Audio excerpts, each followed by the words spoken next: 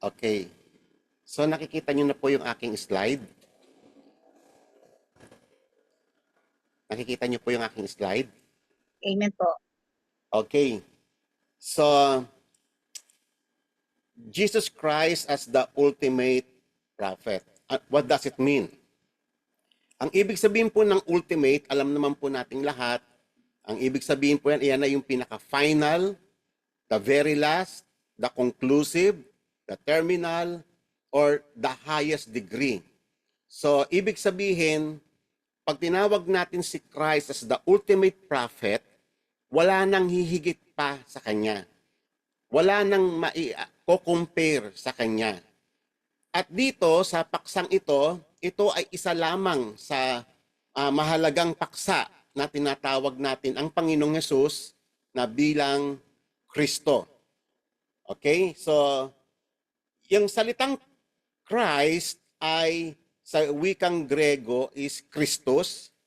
At kung ito po ay sa wikang Hebreo, familiar kayo sa term na Messiah or sa Hebrew word Meshiach. Okay, so ang ibig sabihin po ng Christ or Messiah, ang ibig sabihin po niyan is the Anointed One. At ito po ay mahalaga mga kapatid na maintindihan natin. Kasi ang Panginoong Hesus ay pinulfill niya yung mahalagang office ng priest, king, and prophet. So hindi na po tayo magdidig in doon po sa kanyang office as king, yung kanyang office as priest. Ang pagtutunan po natin ngayon yung kanyang office as prophet, the ultimate prophet. Okay, so very important po ito. Ngayon, in the Old Testament, mga kapatid, ay merong tatlong elevated offices. At ito po ay yung king, priest, and prophet. Ito po yung tinatawag na threefold office na kung saan ang bawat isa na ito, mga kapatid, ay mahahalaga, very, very vital yung kanilang role na ginampanan sa bayang Israel in the Old Testament. At sila lang yung tanging mga tao na tinatawag na anointed. Sila lang. Walang ordinaryong tao ang inanoint. Kung hindi ang king, ang mga kings sa Old Testament, lahat ng mga priest, yung high priest in particular, and then the prophets. At makikita nyo yan, yung details niyan doon sa Old Testament. Okay. So ngayon, mga kapatid, ito po ay napaka-importante, no? Yung ating, sapagkat itong tatlong offices na ito, lahat ng ito ay na-fulfill kay Christ. Okay? At itong mga offices na ito, they are shadow of things to come. Gaya ng sinasabi sa Colossians chapter 2 verse 17, Hebrews chapter 10 verse 1, and Hebrews chapter 8 verse 5. So yung lahat daw sa Old Testament, yung mga functions na ginampanan, yung tabernacle, at lahat, yung temple, lahat ng mga pertaining sa Old Testament, they are all shadow of what is to come. At ang lahat ng ito, ang kaganapan ay si Jesucristo. Siya yung pinaka-substance. Okay? Kaya nga, in discussing yung ating topic ngayon na prophet, hindi mo yan maunawaan kapag hindi ka babalik doon sa calling ng isang prophet, papaano nagkaroon ng prophet in the Old Testament. So, ang unang tanong na ating tatalakayin ngayon, bakit ba nag-raise si God ng office ng prophet? Ulitin ko office. Okay? Kasi mahalaga itong office na ito. Okay? So, bakit nangangailangan ng office ng isang prophet? At ito po ay makikita ninyo doon po sa Exodus. Kung nakikita po ninyo itong picture na ito po yung tagpo na kung saan ang bayang Israel ay humarap sa may Mount Sinai. At doon inihayag ng Diyos ang kanyang sarili At dito rin mga kapatid, ibinigay yung tinatawag na Ten Commandments. Ngayon, tignan po natin yung papaano yung naging reaction ng tao sa revelation ng Diyos sa kanyang sarili. Nung una, nagsasalita siya directly sa mga tao. Pero tignan ninyo ang naging reaction ng mga tao. At dito, masasagot natin yung tanong, bakit si God ay nag-raise ng prophet? Excuse me.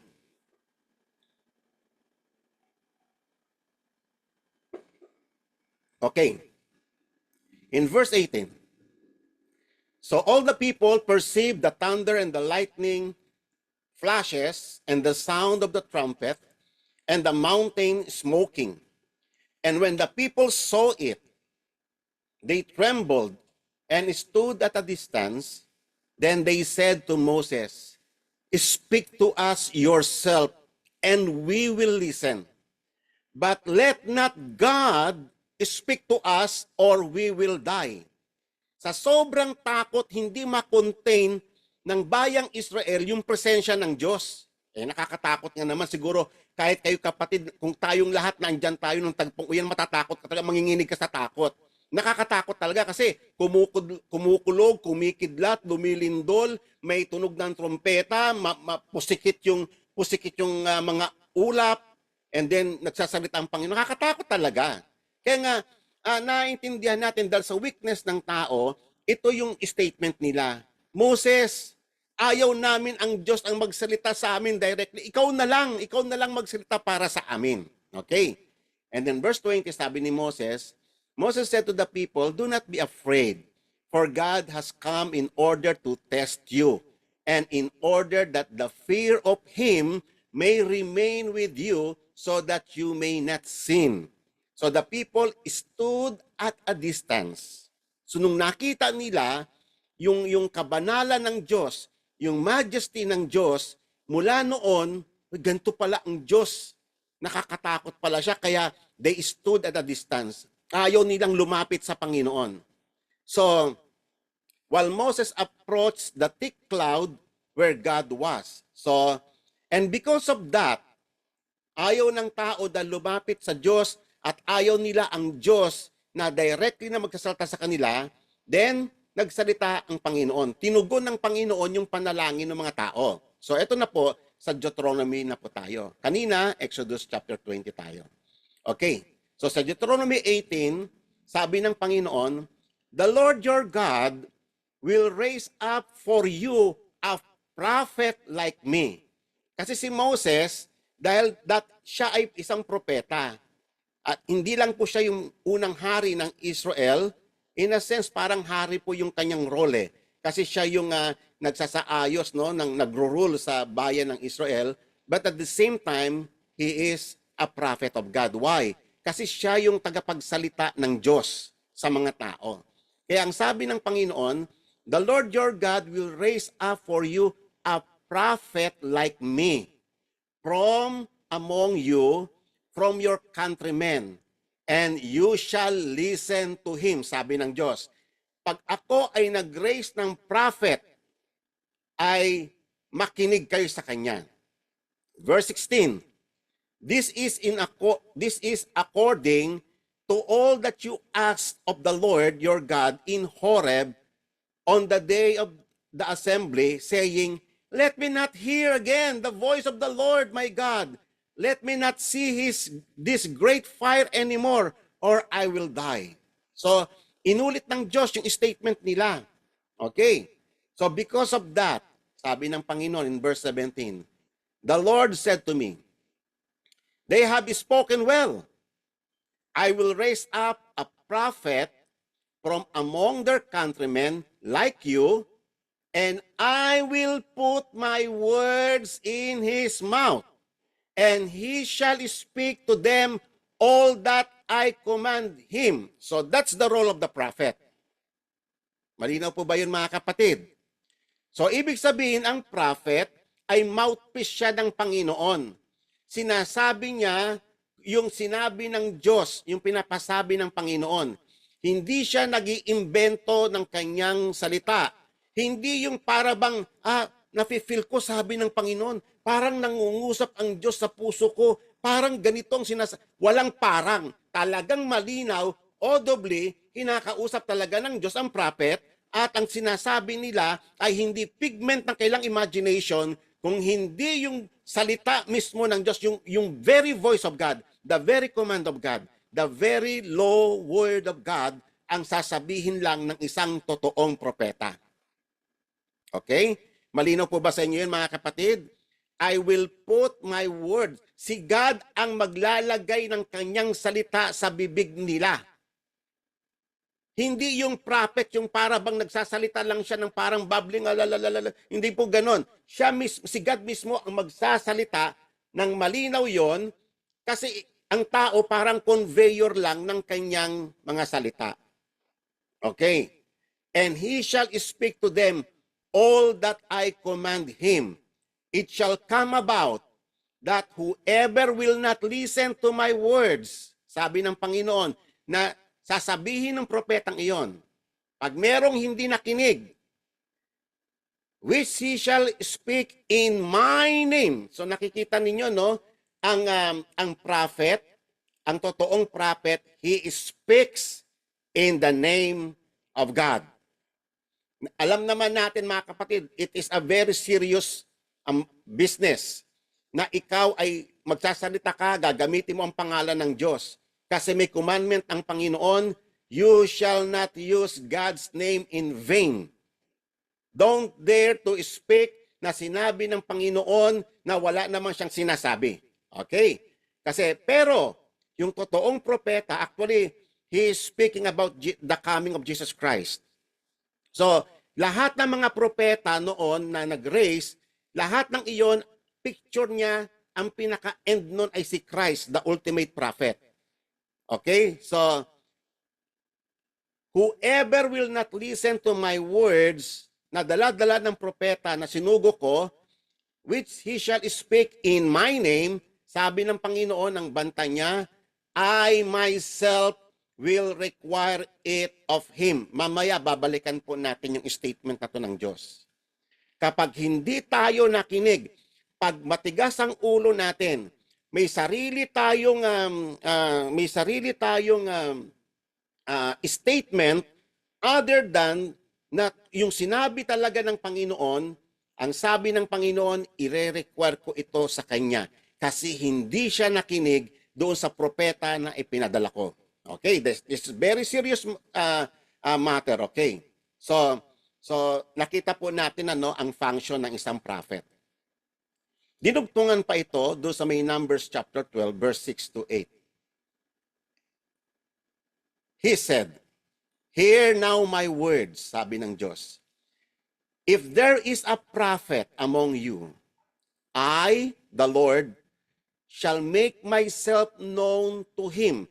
So, ibig sabihin, mga kapatid, ang trabaho ng prophet ay i-reveal niya yung kalooban ng Diyos.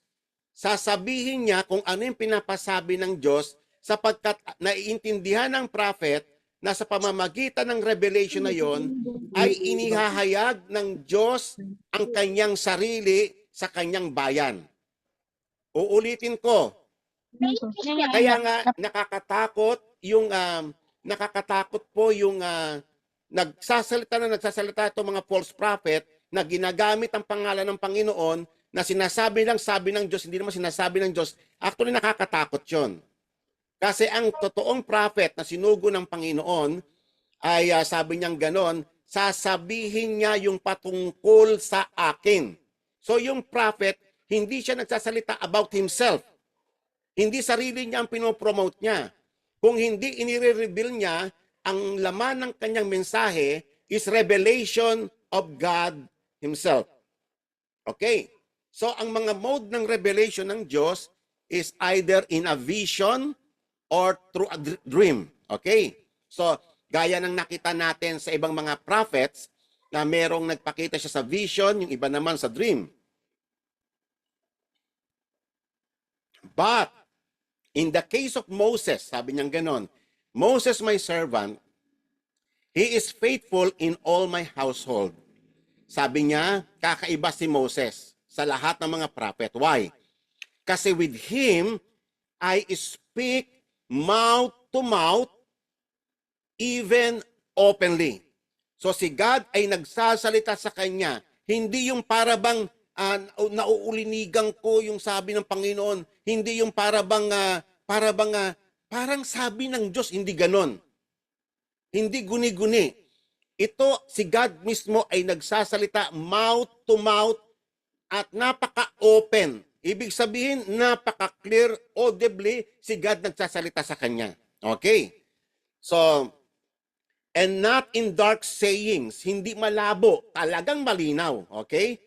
And he beholds the form of the Lord. So, nakita nyo, no? Nakita niya si God, nalala niyo yung mga tagpo sa, yung mga encounter ni Moses kay God sa ibang mga araw, pag-uusapan natin yan. Sabi ganon, why then were you not afraid to speak against my servant, against Moses? Okay. So ngayon, uulitin ko mga kapatid, no? Ang prophet is defined as the one who speaks for God. Okay. He speaks and acts in the name of God and under the authority of God.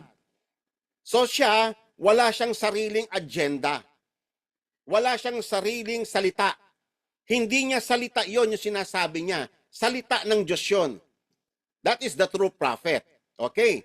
So ngayon, hindi siya nag-iimbento ng salita gaya ng false prophet na sinasabi na the Lord said, pero wala namang sinasabi ang Panginoon. Sinugo ko ng Diyos, hindi naman siya sinusugo ng Diyos. At nakita nyo yan nung last meeting natin. Okay? So, ibig sabihin, ang totoong prophet ay hindi siya nagsasalita independently. Kung hindi, sasabihin niya lang kung ano yung pinapasabi ng Diyos. Ang false prophet, on the other hand, ay nagsasalita independently. Wala naman talagang pahayag ang Diyos sa kanya eh. Siya lang yung nagsasalita, nag-imbento lang siya, nagpapabricate lang siya, gaya nung naipakita ko sa inyong halimbawa nung nakaraang linggo. Okay. So, kaya napakahalaga, no? Kaya hinihimay-himay natin ito mga kapatid so that makita po natin kung papaano yung totoong kapahayagan ng Diyos. Kasi ang prophecy ay revelation ng Diyos ng kanyang sarili para sa kanyang bayan, para makilala siya ng kanyang bayan. At kailangan niya ang prophet, niraise niya ang prophet for that very purpose. Okay? Kasi ang mga tao takot na yung directly si God ang magsasalita sa kanila. Okay? That's the purpose. Bakit mayroong prophet? Ngayon, punta tayo kay John the Baptist. Okay, alam ko naman lahat kayo kilala ninyo si John the Baptist. Si John the Baptist ay siya yung kauna-unahang prophet na after 400 years from the book of Malachi, sa Malachi kasi nabanggit na doon na may darating na messenger eh. Okay, na ang kanyang trabaho as a forerunner ni Christ. So, at siya rin ay naiprophesy ni Isaiah 700 years before nung kanyang advent. Okay. So si John the Baptist ay isa sa mga dakilang prophet. At ang trabaho niya is siya yung tinatawag ni Isaiah a voice in the wilderness na nawagan sa mga tao, prepare the way of the Lord. At familiar kayong lahat dyan. Ngayon, gaano kadakila ang propetang ito? Tingnan ninyo yung prophecy yung declaration ng ating Panginoong Hesus mismo patungkol sa kanya.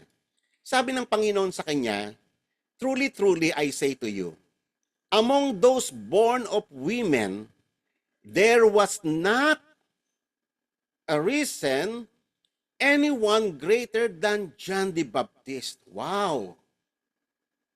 So, ibig sabihin, walang tao in the past na niluwal ng isang ina na mas dakila pa kay John.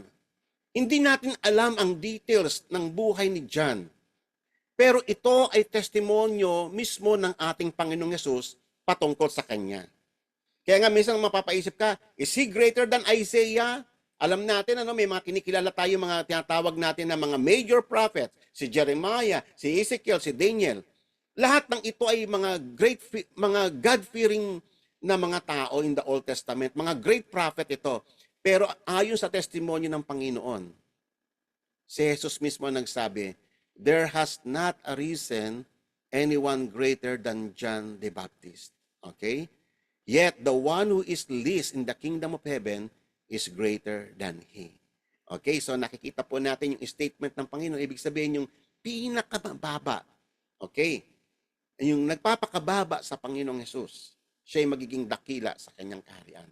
Okay. So ngayon, tignan po natin ang testimony ni John the Baptist patungkol naman po sa ating Panginoong Jesus. Okay.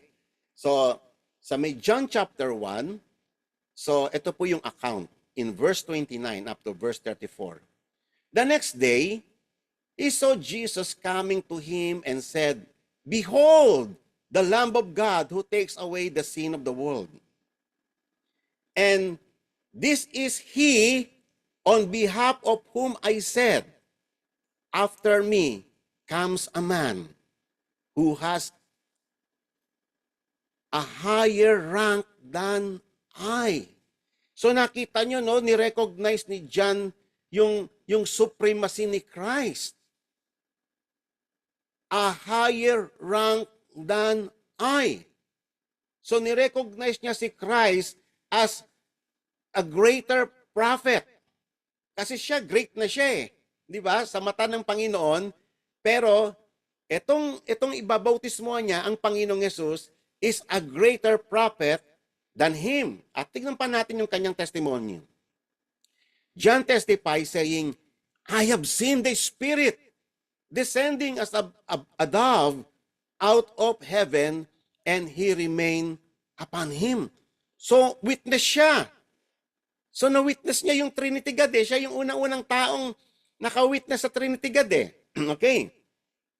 And then, I did not recognize him at first, but he who sent me, yung nagsugo sa akin, na magbaptize sa tubig, itong sabi niya sa akin, he upon whom you see the Spirit descending and remaining upon him, this is the one who baptizes in the Holy Spirit. Oh, what does it mean? Anong ibig sabihin ng statement na to? Ang sinasabi po rito, kung gaano kadakila itong ang ating Panginoong Yesus. Okay? Nagtetestimonyo siya na siya, ang kanyang trabaho ay magbautismo lang ng tao sa tubig lang. Pero si Jesus ay magbabautismo sa Espiritu Santo. So mas greater yung work at na-recognize yun ni John the Baptist kasi sabi niya, kita ninyo yung sabi niya, nag-attest siya about Trinity God.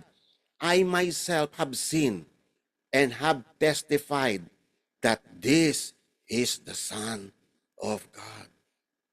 Wow. So na-witness niya, God the Father, God the Son, and God the Holy Spirit. Samantalang ang pagkakaalam ng lahat ng buong Israel that time, God the Father lang. Pero siya mismo ang unang-unang nag-confess that Jesus is the Son of God, the second person of the Trinity. The next, in John chapter 3, ito na po. So, natapos na yung baptism na yon. Okay, so tapos, dumating yung time, nakita noong ibang mga panahon na pumunta si Jesus doon sa may Jordan River din at nagbaptize siya. At halos lahat ng mga tao ay nagpuntahan sa kanya, hindi na kay John. So ngayon, siyempre nagkaroon ng jealousy on the part ng kanyang mga disciples ni John. Sabi niya, Rabbi, sabi niya kay John, yung tao na sinasabi mo, yung nagtetestify ka na Lamb of God, nandoon siya sa may Jordan, nagbabaptize din, sabing ganon.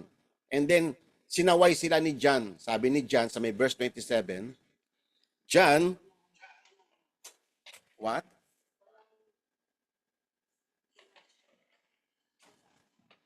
mga kapatid, nakikita niyo po ba yung aking slide?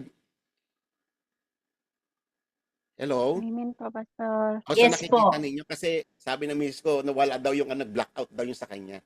Akala Opo, ko naman lahat affected. Kanina po, Pastor. Kanina po. Kanina lang. Okay. So, ang sabi ni John, sinaway niya yung kanyang mga alagad, sabi niya, a man can receive nothing unless it has been given him from heaven. So, ibig sabihin mga kapatid, tayong lahat, nakakapag-minister lang tayo dahil binigay lang yun ng Diyos sa atin. Okay? So, sabi niya sa kanyang mga alagad, you yourselves are my witnesses that I am not the Christ. Okay?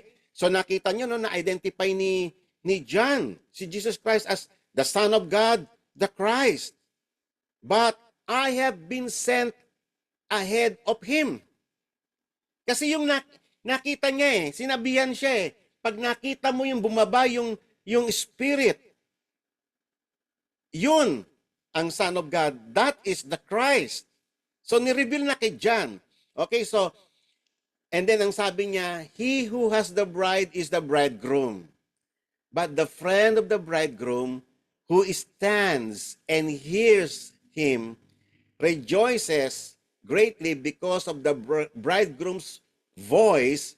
So this is joy of mine has been made full. So sabi niya ni John, masaya na ako na naririnig ko lang yung voice ng bridegroom. Okay? So,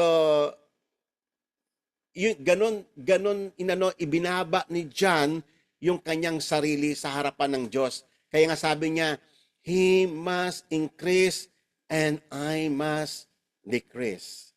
So this is the statement ng pagkilala ng superiority ni Christ, yung kanyang ultimacy, na siya ay supreme, siya ay most transcendent, superior than any prophet who exists in the world. Okay?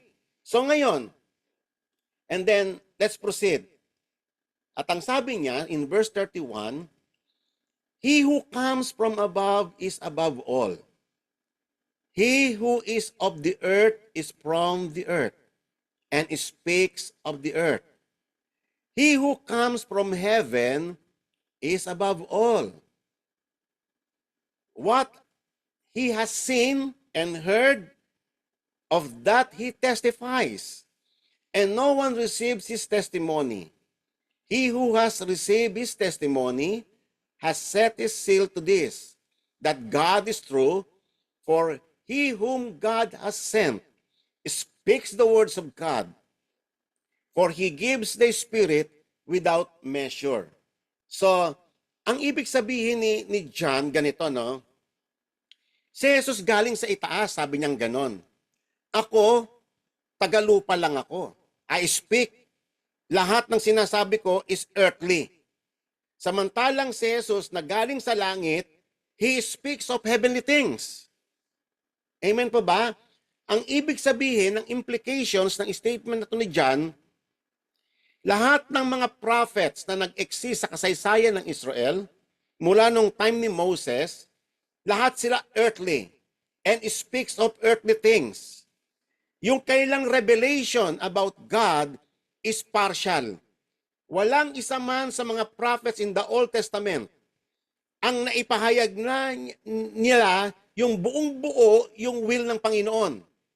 And only Jesus Christ, who is the ultimate prophet, ang nakapaghayag ng buong counsel ng ating Diyos. Sapagkat siya ay galing sa itaas, kasama niya ang God the Father from eternity. He see God face to face, at lahat ng plano ng Panginoon ay nakita niya, at ito ngayon, kaya siya nagkatawang tao, ay upang patotohanan niya sa tao.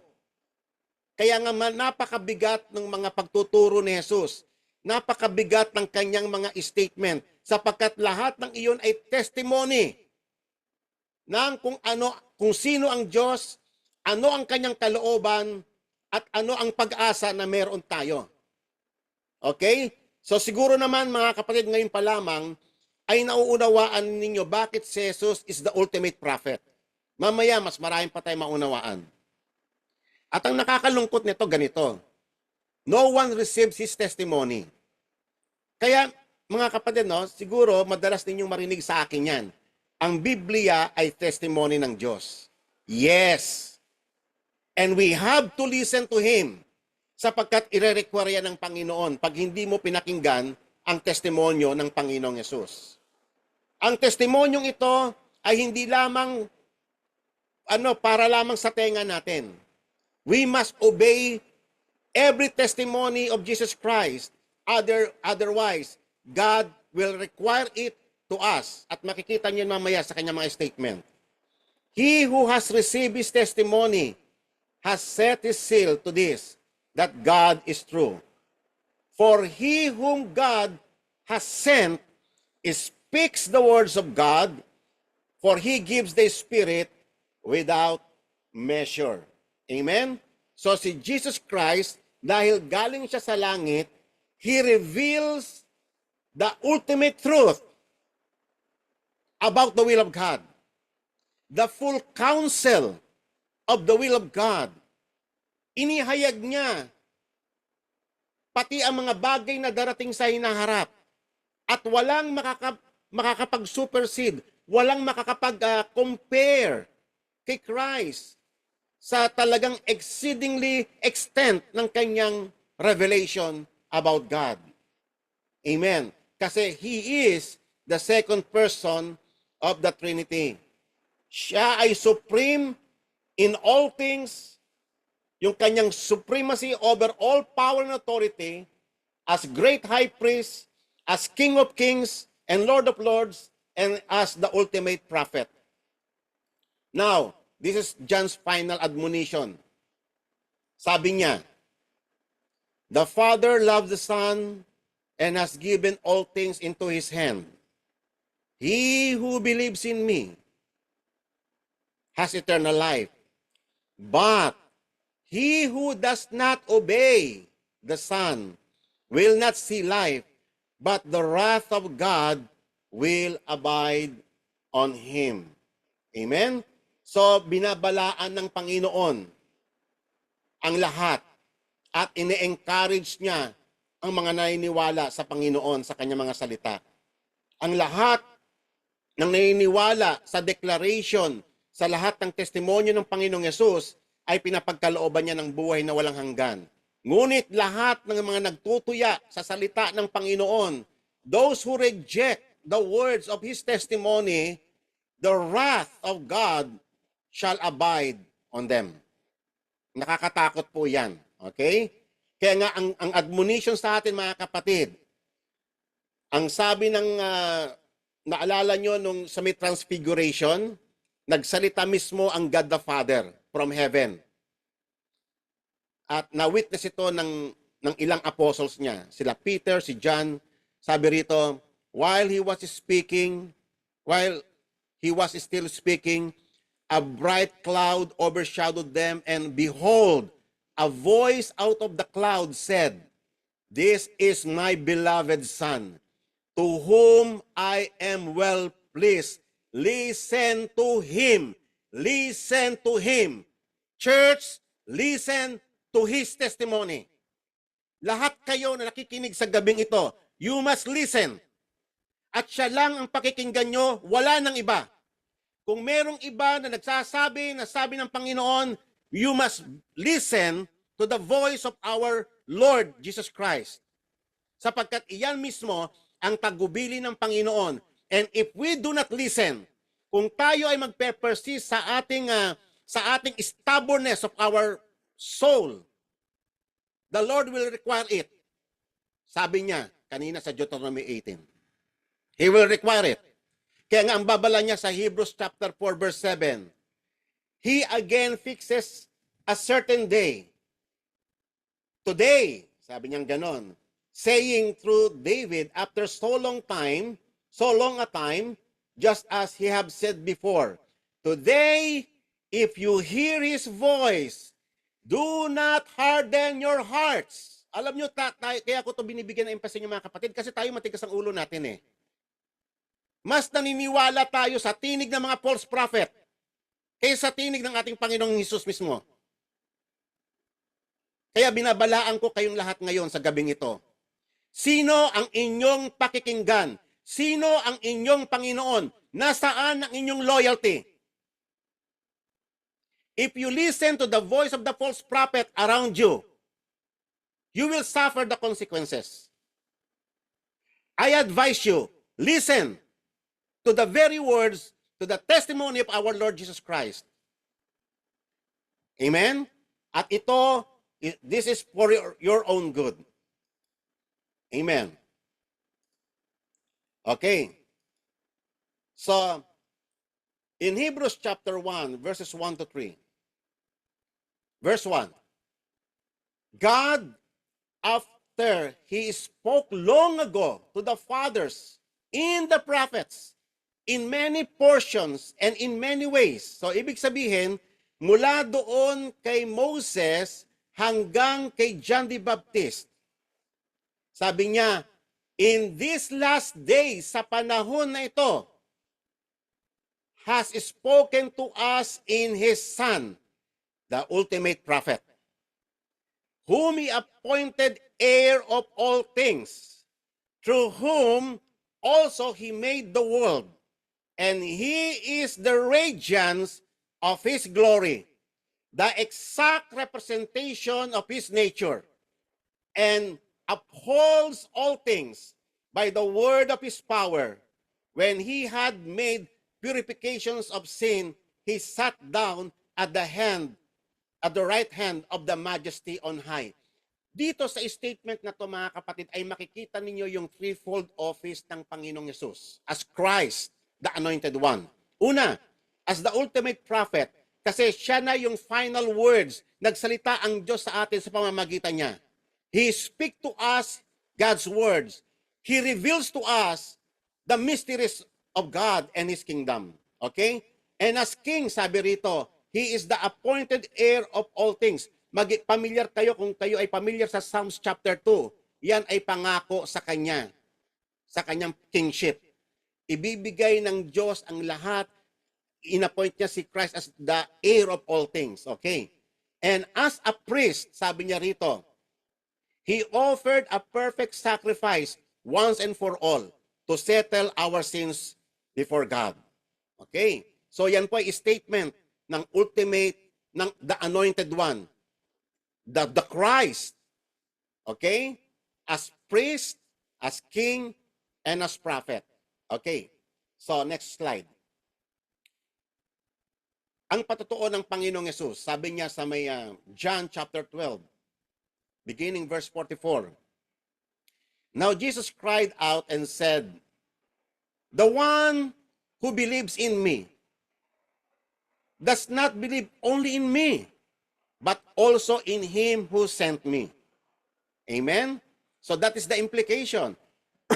So ibig sabihin, pag hindi ka naniniwala sa testimonyo niya, hindi ka rin naniniwala doon sa Diyos na nagsugo sa Kanya. And the one who sees me sees Him who sent me. Kayong mga nakakita sa akin, nakikita nyo na rin ang Ama na nagsugo sa akin. Hindi ba ganyan ang tanong sa kanyang alagad? Sabi ni Philip, Lord, show us the Father. Ang tagal nyo na akong kasama. Hindi nyo pa nakikita ang Ama? Okay. Verse 46, I have come as light into the world, so that no one who believes in me will remain in darkness. So, ibig sabihin, mga kapatid, dumating si Christ upang liwanagan ang lahat. Bigyang linaw ang lahat ng mga bagay na malabo, lahat ng mga unrevealed, ni-reveal niya. Okay? So that no one will remain in darkness. Sabi niya, if anyone hears my teachings and does not keep them, I do not judge him, sabi ng Panginoong Yesus. Kung hindi daw natin paniniwalaan yung mga turo niya, yung testimonyo niya, at hindi natin inilakad ipsinapamuhay yung kanyang mga teachings, hindi ako maghahatol sa kanya, sabi ni Jesus. For I did not come to judge the world, but to save the world. Verse 48, ito po yung nakakatakot. The one who rejects me and does not accept my teachings has one who judges him. Sino? The word which I spoke. Naalala niyo yung statement ng Panginoon kanina sa Deuteronomy 18 verse 19? It shall come about, sabi ng Panginoon, that whoever will not listen to my words, which he shall speak in my name, I myself will require it to him. Kaya nga sabi nga doon sa may, naalala nyo na doon sa may Book of Revelation, sa may Great White Throne Judgment, sabi roon and I saw a great white throne, and him who sat upon it, from whose presence earth and heaven fled away, and no place was found for them. Verse 12. And I saw the dead, and the great and the small, standing before the throne, and the books were opened. And another book was opened, which is the book of life. And the dead were judged from the things which were written in the books according to their deeds. Anong book ang mga pinag-uusapan dito, mga kapatid? Yung isa, binanggit, the book of life. It is the record ng lahat ng mga taong naniwala sa kanya na binigyan niya ng buhay. So ano yung mga books doon na pinag-uusapan?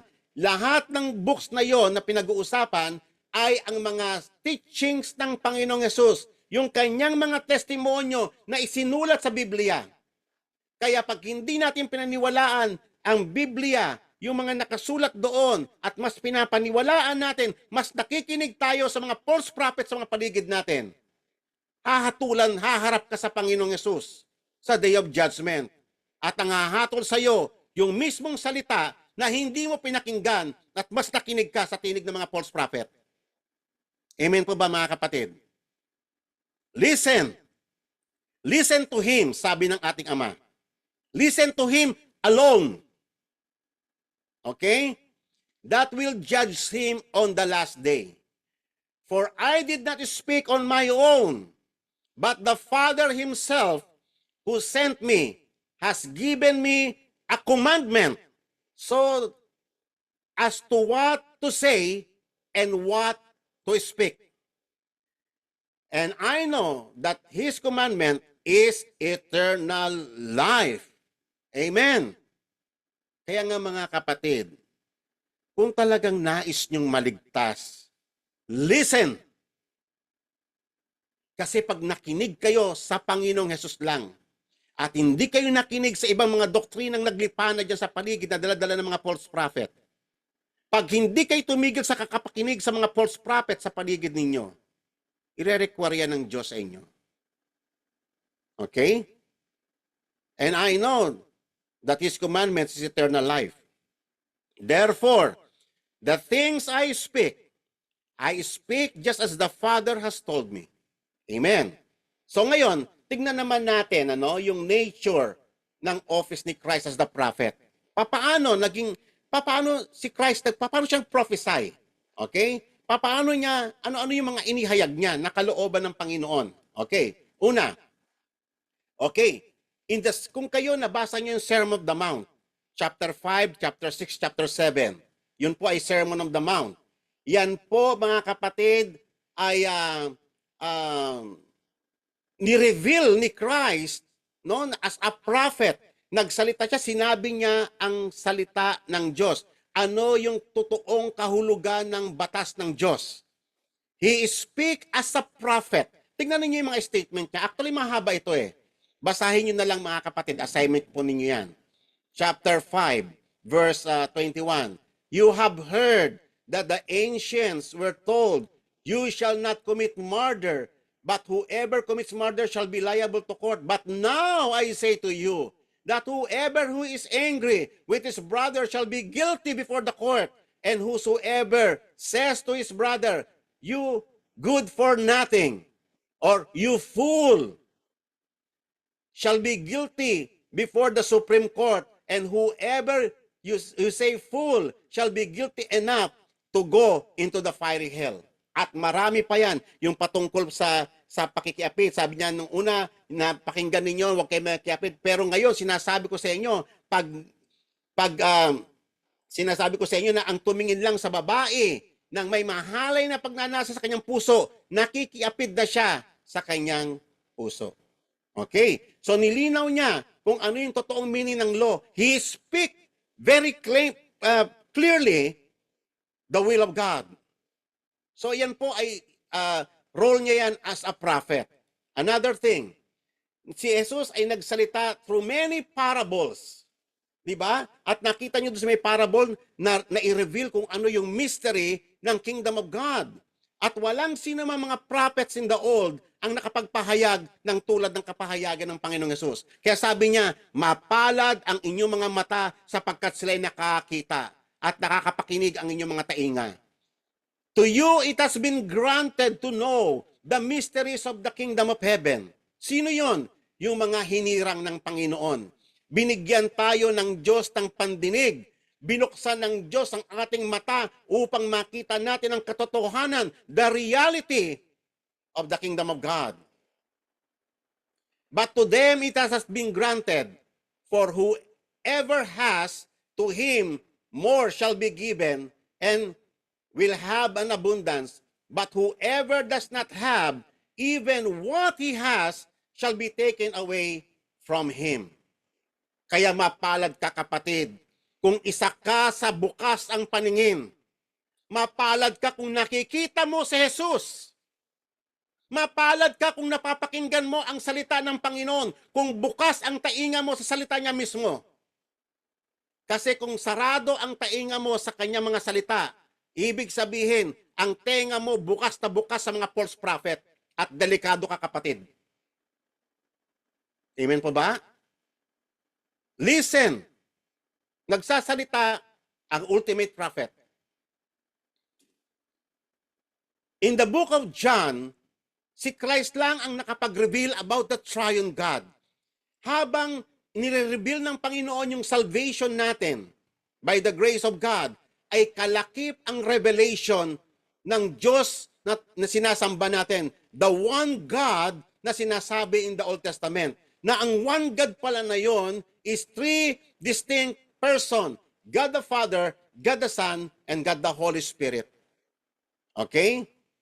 So, at sabi nga sa Matthew 11, all things have been handed over me by my Father, and no one knows the Son except the Father, nor does anyone know the Father except the Son, and anyone whom the Son wills to reveal him. Okay? And therefore Jesus answered and was saying to them, truly, truly, I say to you, the Son can do nothing of himself unless it is something he sees the Father doing. For whatever the Father does, these things the Son also does in a like manner. For the Father loves the Son and shows him all things. Pinakita niya na ang lahat ng bagay. Wala nang i-reveal pa. Kaya pag may lumitaw sa inyo na sinasabi, propeta ako ng Diyos, sinugo ko ng Diyos, itong sinasabi pa, don't listen. Listen only to Jesus Christ. Pinakita na sa kanya ang lahat ng bagay at inihayag niya na ang lahat ng bagay sa atin. And he himself is doing, and the Father will show him greater works than this, so that you will marvel. Magugulat kayo. Ano pa? Si Jesus, siya lang ang tanging propeta na inexpose niya ang hypocrisy ng mga apostate Jews noong mga panahong iyon at na-pronounce niya yung judgment, the impending judgment. Okay? Sabi niya, woe to you, you scribes and Pharisees. Makikita niyo sa Matthew 23, ang dami niyan. Basahin niyo the whole chapter ng Matthew 23. In-expose ni Christ at sinabi niya yung warning, yung impending judgment. Woe to you, scribes and Pharisees. Ganyan katapang ang mga prophet. Okay? Yung mga prophet ngayon, mga kapatid, duda ako kasi unang-una, ang sasarap nilang magsalita, nakakaklik sa mga tenga. At duwag naman sila na i-rebuke yung yung mga nasa politiko, nasa mataas na posisyon. Okay. But woe to you, you scribes and Pharisees, hypocrites, because you shut off the kingdom of heaven from the people, for you do not enter in yourselves, nor do you allow those who are entering to go in.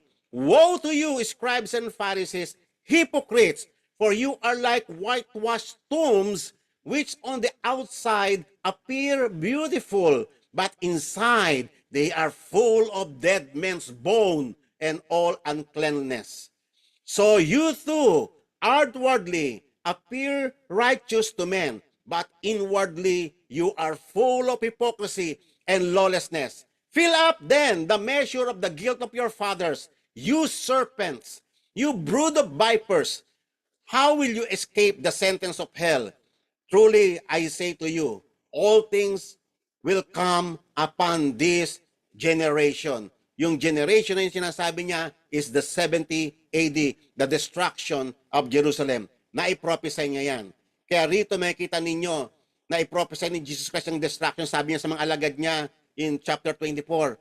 Nakikita ba ninyo itong mga buildings na ito? He is referring to the temple, yung pinagmamalaki nilang temple. Nakikita niyo ba yan? Sabi niya ganon. Truly I say to you, not one stone here will be left upon another, which will not be torn down. Lahat ng ito ay iguguho. Sabing ganon. Kaya tapos may Luke 21, ay yung parallel ng Matthew 24, sabi niya ganon. When you see Jerusalem surrounded by the armies ng yung Roman Empire, then recognize that the desolation is near. Then those who are in Judea must flee to the mountains, and those who are in the midst of the city must leave. Tumakbo na kayo. And those who are in the country must not enter the city, because these are the days of vengeance, so that all things that are written will be fulfilled. Alam niyo ba itong 70 AD? Marami sa mga Kristiyano hindi nakakalam nito, mga kapatid eh. Kaya hindi at naintindihan ng Matthew 24. Ano po ba yung 70 AD? Yan po ay destruction ng Jerusalem. Na-destroy ang temple at ito ay na-laid waste, yung tinatawag na abomination and desolation. Na-destroy ang buong Israel, nag-cease to exist. Lahat ng mga priests, lahat yung temple services nag-end na lahat. Kasi nagrebelde ang mga Hudyo noon at sila ay na-crash ng Roman Empire. Destruction.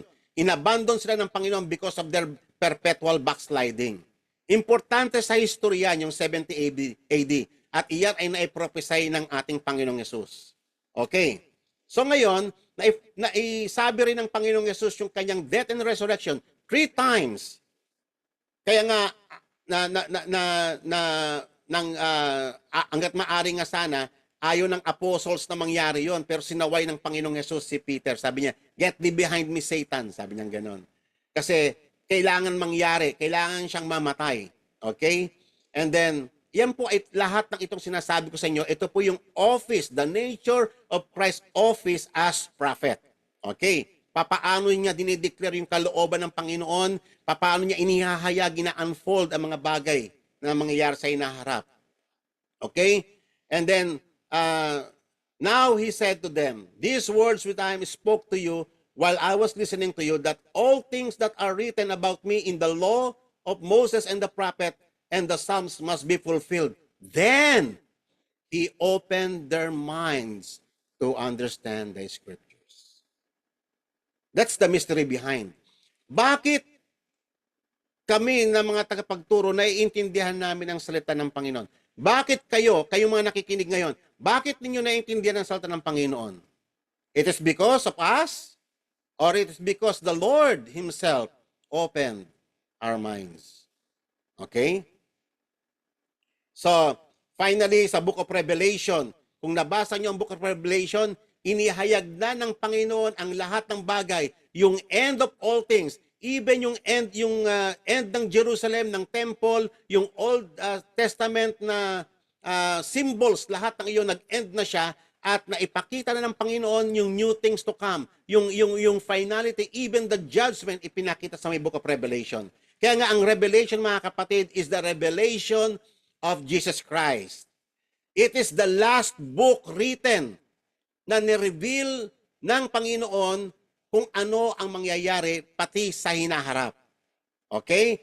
The revelation of Jesus Christ, the ultimate prophet, which God gave him to show to his bondservants the things which must soon take place, and he sent and communicated it by his angels to his bondservant John, who testifies the word of God and to the testimony of Jesus Christ. Okay, so yan po yung trabaho ng prophet. Nagte-testify siya kung ano yung sinasabi ng Diyos. Okay? That's the primary role of the prophet. Kasi ang trabaho ng priest is mag-mediate, mag-offer ng sacrifice. Ang trabaho naman ng king ay mag-rule. Ito pong pagte-testify, yung pagpapahayag ng salita ng Diyos ay trabaho ng isang propeta. Okay? Even to all that he saw. Kaya nga ang sabi rito, blessed is the one who reads and those who hear the words of the prophecy and heed the things which are written in it, for the time is near. Ibig sabihin, nung sinulat ito, malapit na kasi nung sinulat ang Book of Revelation, it is what, malapit na po siya sa 70 AD. It is somewhere in 60 AD nung sinulat po ang Book of Revelation. Okay? At si Apostle John na sumulat nito, matanda na siya, he was the last of the apostles. At pagkatapos ni John, wala ng apostles. At mamaya papakita ko sa inyo. Okay. Kasi nag-usher na ang wala nang revelation. No further revelation. Kasi yung ultimate revelation ng Diyos sa pamamagitan ni Jesus ay naipahayag na. Wala nang dapat idagdag. Okay? So, na-reveal na lahat, pati yung defeat ni Satan, naipakita na, fully disclosed na ang end ng old creation at nag-advent na yung new creation. At ang Biblia ay nakumpleto na, the canon, nakumpleto na, at wala nang need for the office of the prophet. Uulitin ko, wala nang need for the office of the prophet. Kasi naihayag na ang lahat. Kumpleto na ang Biblia, naisulat na yung mga dapat isulat, naipahayag na ang lahat ng revelation ng Diyos kay Jesus. Kaya mga kapatid, makinig kayo. Huwag niyong pairalin ang katigasan ng inyong ulo. Makinig na lang kayo sa ultimate prophet. Ang sabi ng Diyos Ama, listen to Him. Walang sinasabi ang Diyos na makinig kayo sa mga false prophet. Listen to Him alone. Huwag niyo nang i-confuse ang inyong mga sarili. Kung may nagsasabi sa inyo, ito ang sabi ng Panginoon, kapahayagan ng Panginoon, ay mag-ingat po kayo, mga kapatid. Mag-ingat kayo. Ibig sabihin, ang tenga mo, open na open sa deception. At wag na wag mangyari ito sa iyo, kapatid, because you will suffer the consequences. Kumpleto na. Naisulat ng Biblia. Ngayon, at ang sabi nga sa Corinthians ni Apostol Pablo, For we know in part, and we prophesy in part. Kasi si Jesus Christ lang ang nakapag-prophesy ng kumpleto. But when the perfect comes, si Jesus Christ yun, the partial will be done away. There's no need. Okay? Ngayon, ito ngayon yung tanong natin, nasisettle ngayon. Meron pa bang propeta ngayon? At iyan yung tanong po ng ating mga kapatid nung nakaraan. Okay? Kaya ko po, hindi ko po sinasagot yan directly, baka ano ninyo. Okay? Kasi ang sagot po dyan, mga kapatid, ay both yes and no. Uulitin ko, ang sagot po dyan ay both yes or no. No, in a sense, na kung ang inaakala ninyo na meron pang office ng prophet, tulad nung mga, sila Jeremiah, kasi noon nung time na yon kaya sila hinirang kasi inihahayag pa. Lahat ng kapahayagan nila sinusulat sa scriptures. Naisulat na lahat ng scriptures eh. Tapos dumating na si Jesus Christ. Si John the Apostle na ang huling writer. Tapos na ang Biblia. So ano pang kailangan ng office ng prophet? Wala na. Nag-end na yon nang dumating na yung ultimate prophet. Okay? So, nasabi na ng Diyos ang lahat ng dapat niyang sabihin kay Christ. Naipahayag na ng Diyos ang lahat ng dapat niyang maipahayag kay Christ. Ang kinakailangan na lang natin gawin, listen to Him.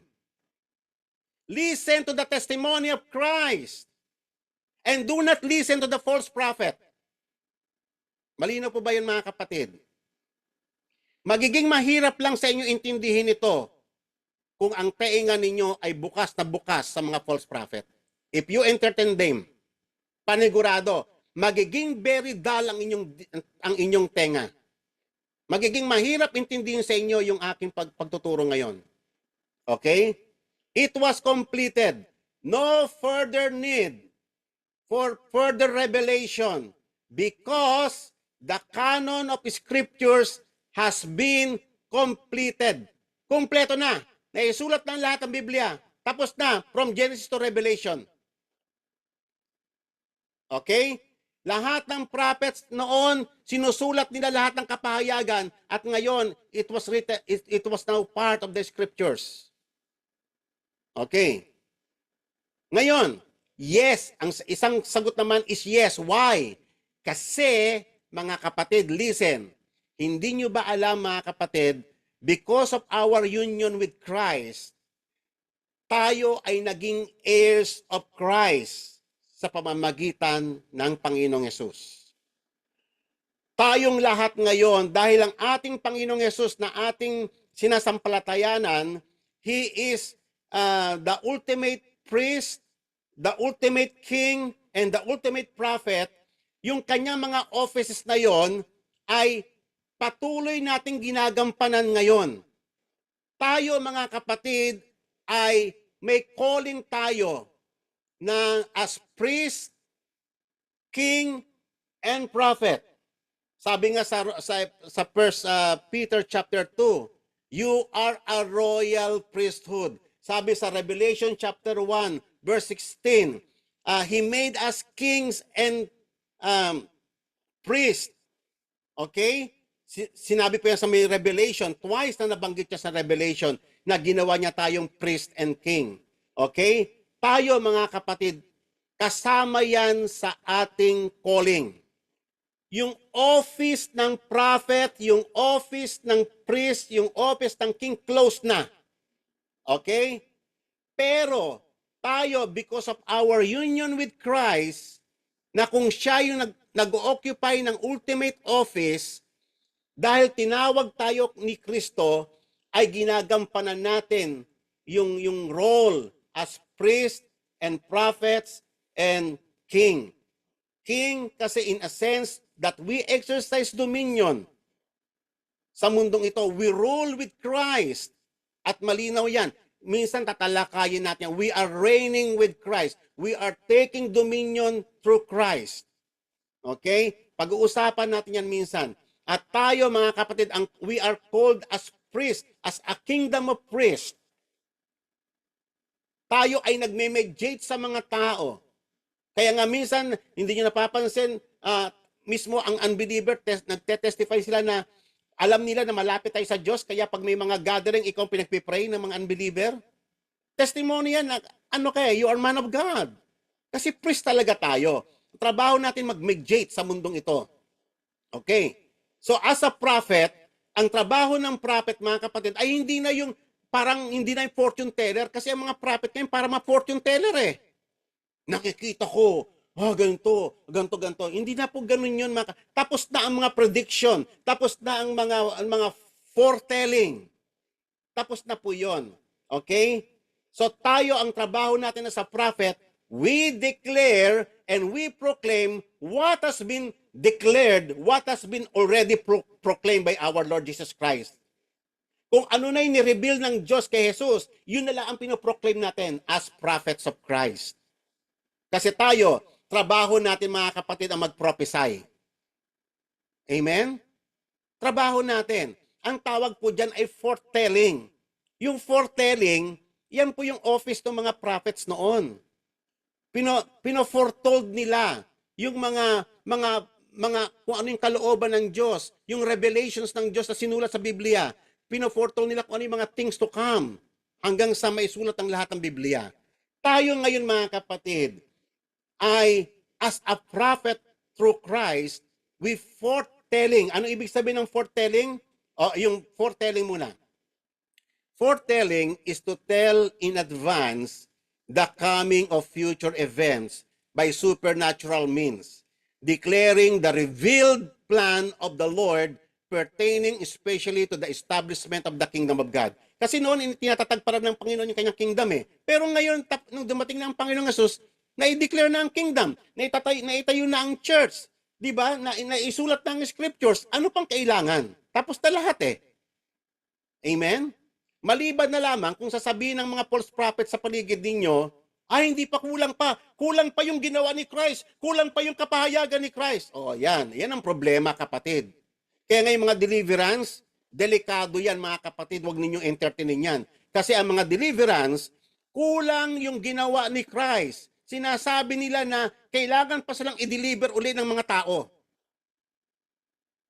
At dahil sa kamangmangan ng mga tao sa salita ng Diyos, dahil nakikinig sila sa mga tinig ng mga false prophet, yan, nabibiktima sila ng mga mahilig sa mga ganyan. Okay? Ang foretelling, mga kapatid, ay we are declaring the divine will, the revealed will of God. Revealed na yon through Christ. Okay? Dinideclare na lang natin sa tao, the truth of God already been given in the scriptures. And to interpret the purposes of God with clarity. Tulad ng ginagawa ko sa inyo ngayon mga kapatid. Ang ginagawa ko sa inyo ngayon ay prophesying. I am prophesying.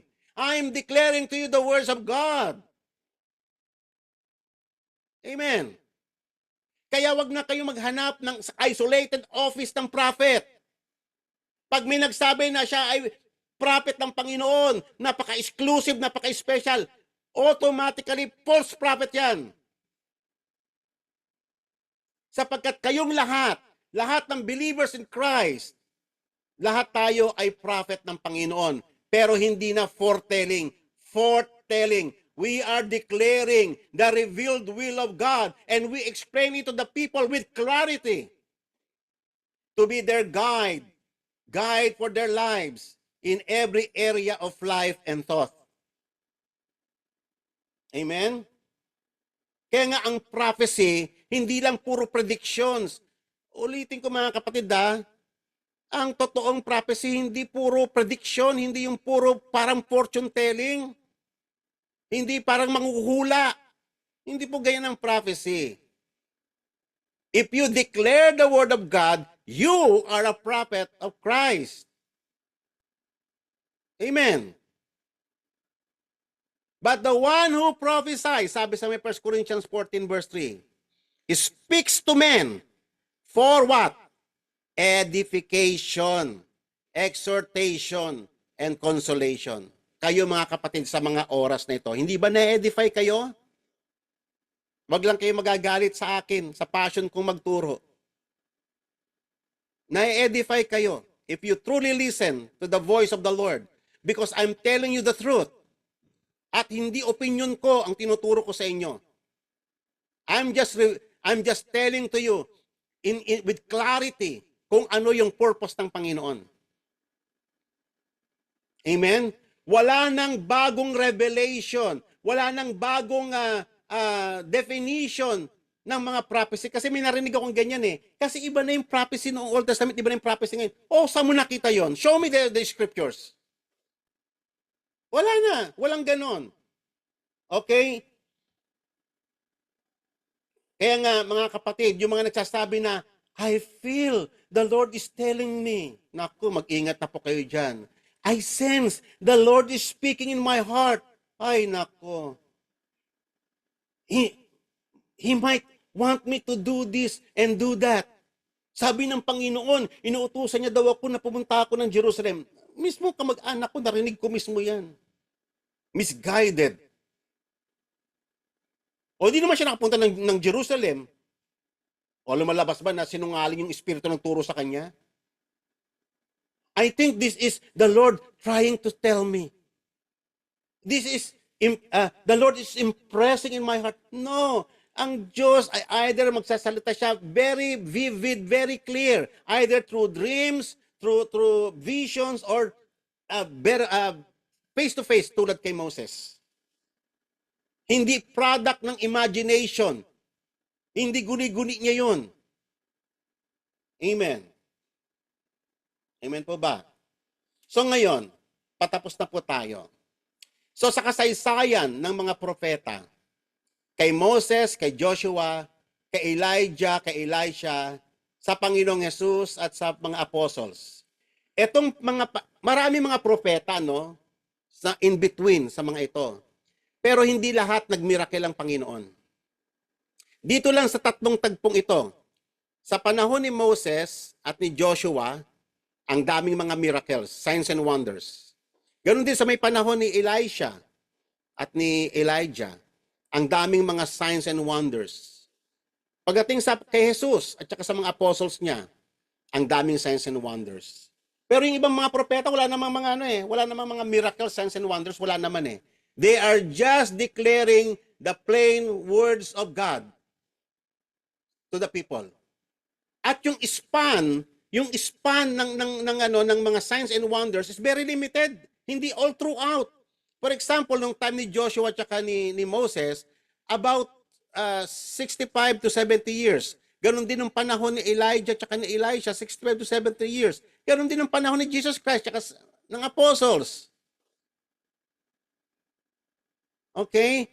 At yung mga gifts of miracle kasi nga may ginagawa ang Diyos, kinukumpleto niya, ini-establish niya yung kingdom niya, ini-establish niya yung church, at sinusulat yung mga Biblia, kaya may mga gifts ng miracles to confirm that that person was a spokesman or representative of God.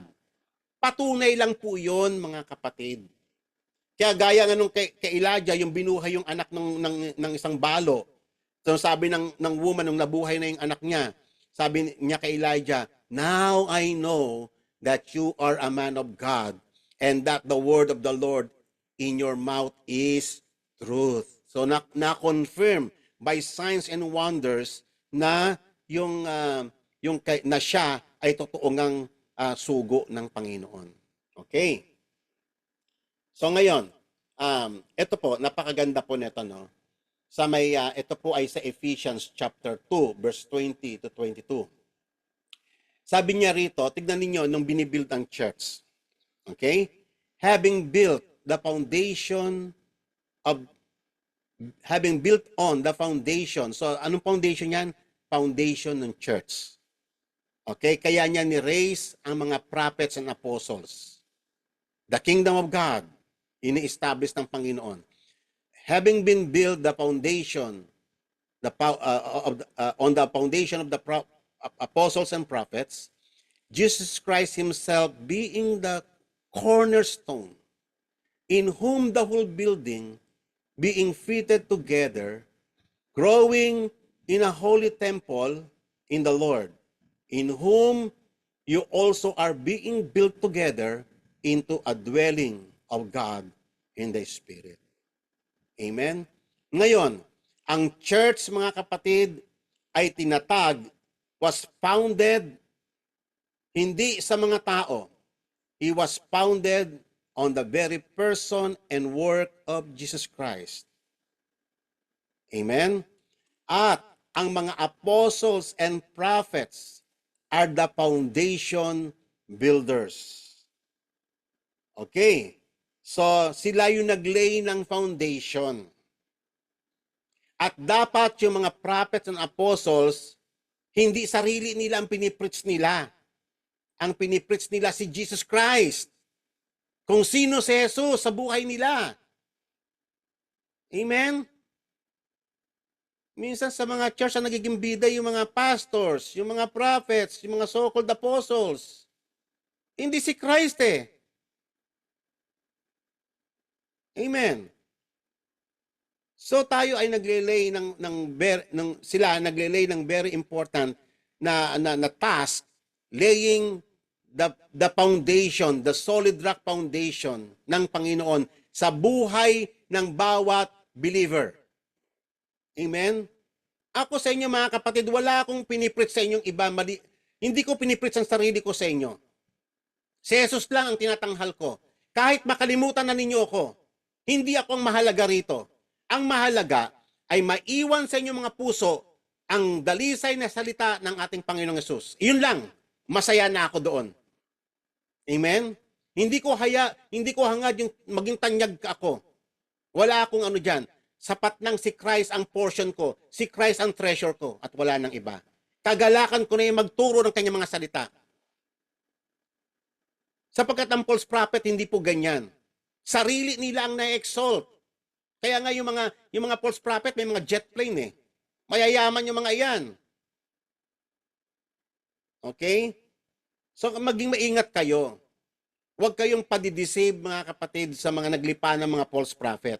Uulitin ko, wala nang isolated office ng prophets or apostles. Tapos na po yan kasi naitatag na yung church. Okay? Tayo ngayon ay dahil kay Jesus, tinawag tayo as priest, as king, and prophets, as extension ni Christ. Not as a separate office. Ginagampanan na lang natin yung pinapagawa ng ating Panginoong Yesus.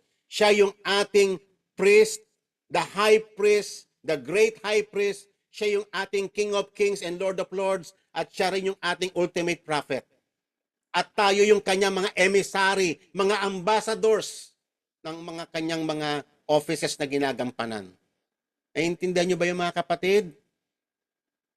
Kaya wala nang isolated na prophet kasi lahat tayo ay prophet na ng Panginoong Diyos kay Christ. Not as an office, but as an emissary ng Panginoong Jesus. Ambassadors of Christ, proclaiming the truth revealed to Him, through Him.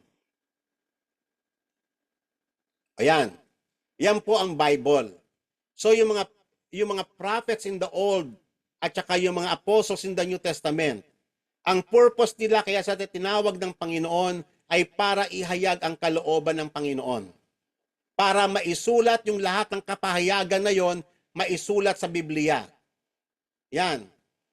Yung mga miracles, mapapansin nyo sa New Testament, ay yung mga miracles ay makikita nyo lamang from the book of Matthew, Mark, Luke, John, Acts, tapos sa Galatians, hindi lahat ng scriptures. The rest of the scriptures, wala na mga miracles. Nag-end na. Kasi why? Tapos na eh. Okay? Naisulat na yung mga dapat isulat. Kaya nga, makikita nyo sa ibang mga part ng scriptures, yung ibang mga kapatiran, may mga sakit sila. Even nga si Paul, di ba? Yung kanyang panyo nakapagpapagaling, yung shadow lang ng panyo niya. Pero nung pagdating kay Timothy, sige, uminom ka na ng konting alak para mawala yung sakit ng tiyan mo. Di ba? Wala nang healing eh. Nag-end na. Nag-end na ang lahat.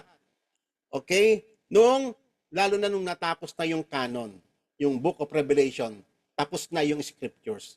Kompleto na ang Biblia. Wala nang further revelation. Kaya pag may nag-appear sa inyo, sabi ng Panginoon, nire-reveal ng Panginoon, ay mag-ingat kayo mga kapatid. Minsan tayo nako-confuse tayo sa salitang revelation. Tayo ngayon, kasi ang revelation tapos na eh. Tayo ngayon, minsan ang terminology natin sa illumination ng Holy Spirit is also revelation. Kunyari, nagbabasa ka ng salita ng Panginoon, tapos na-illumine ng Holy Spirit, niliwanagan ng Holy Spirit sa iyong isip, yung kahulugan ng salita. Ang tawag mo kasi doon revelation, actually, that is illumination. Na-illuminate ng Holy Spirit sa iyo, na maunawaan mo yung bahaging iyon ng scriptures. That is illumination. That is not revelation. Kasi ang revelation tapos na. Okay? So, I pray na nakatulong sa inyo yung ating paksa. And thank you. At ito na po tayo, no? So, nailay na yung foundation ng church. Tapos na rin yung Biblia, itong orange portion. Ngayon, nandito na tayo. Wala nang apostles, wala nang prophets, tapos na ang lahat ng signs and wonders. At nandito na po tayo sa may bandang dulo. Nasa year 2024 na po tayo. Tinatawag na post-apostolic church. Tapos na kasi yung mga role na yon. Amen? At dito po tayo nagwawakas mga kapatid. And I pray ay nakatulong sa inyo yung ating pong pag-aaral at nawa mga kapatid, ito ay kadulutan ninyo ng karunungan sa habag ng Diyos na mabuksan ang ating puso't isipan at tayo makalaya sa lahat ng mga panglilinlang ng dyablo at saka sa kanyang mga alipores. Amen. Bago po tayo manalangin po muna tayo bago po tayo mag-picture taking. Tayo pong lahat ay yumuko. Salamat, Ama, sa gabing ito sapagkat kami ay biniyayaan mo ng kaalaman, kabatiran, at pagkaunawa sa iyong mga salita. Tinuturuan mo kami, Panginoon, na i-focus lang namin ang aming paningin kay Jesus lamang, the author and the perfecter of our faith, sapagkat siya lang ang aming buhay. Nakatago sa Kanya, Panginoon, ang aming totoong pagkatao, sapagkat, O Lord, kung siya ay mahahayag din kung sino kami sa iyong harapan, Ama. Ang iyong panawagan sa amin ay napakataas. Kaya nga sa tagpong ito, nagpapasalamat kami, Panginoon, dahil kay Jesus, O Lord God, tinawag mo kami as priest, as king, and prophets. And Lord, we are so grateful sapagkat kami na mga makasalanan, we do not deserve anything sa mga bagay na ito.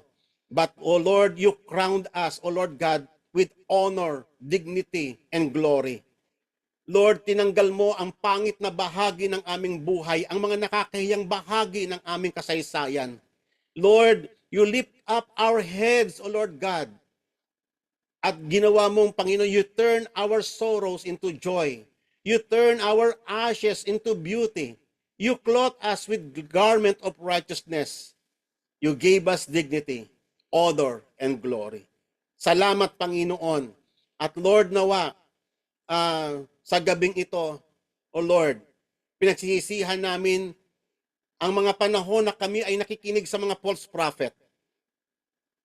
Sa gabing ito, O Lord God, sa iyo lang kami makikinig. Lord, we surrender ourselves totally sa iyong kapangyarihan at sa iyong mga salita. For you are the Lord. You are the great high priest. You are the King of kings and the Lord of lords. And you are the ultimate prophet. And we worship you. And we honor you, Father, through your Son, through the power of the Holy Spirit. In Jesus' name, amen. Mga kapatid, pwede po bang paki-on ang inyong mga camera? Amen. Praise the Lord. Mamaya na po tayo mag-question and answer. Paki-open po, tayo po ay yan. So tayo po ngayon ay meron pong 37 participants. Saglit lang po kasi dalawang screen po ito. I-save ko lang po muna yung isa. Okay. Saglit lang po Tapos, next. Yan. Okay. So saglit lang po. Dalawang screen po kasi. Yan. Ay.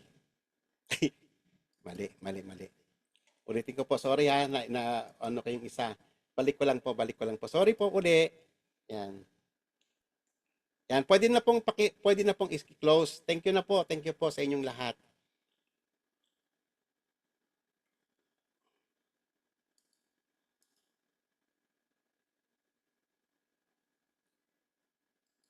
Yan.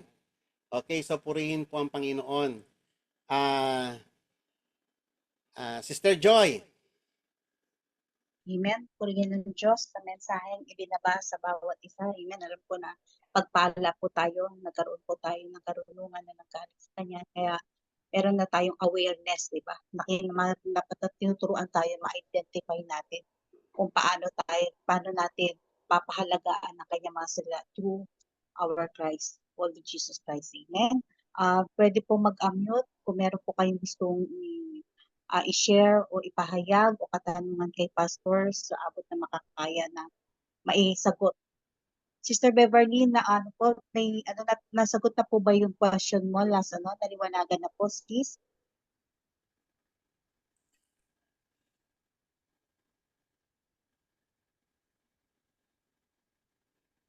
Yun nga po, ang sagot po ni Pastor, yes and no daw po. Amen. Okay ka na po doon, sis?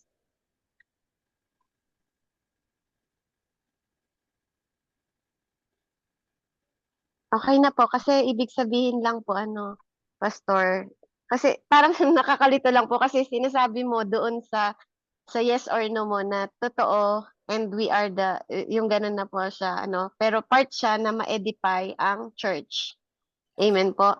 Pero at the end po kasi sinabi mo na tapos na.